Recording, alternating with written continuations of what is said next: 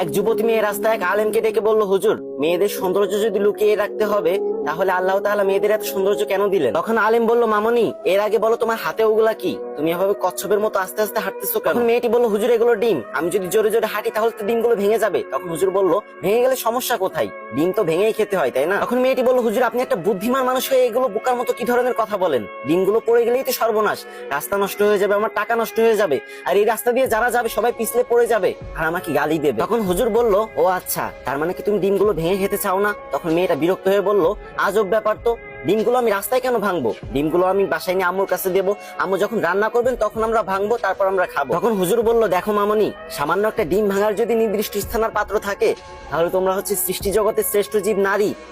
তোমাদের সৌন্দর্য কি যেখানে সেখানে দেখানোটা উচিত? তোমাদের কি উচিত না একটা নির্দিষ্ট স্থান আর নির্দিষ্ট পাত্র সিলেক্ট করা?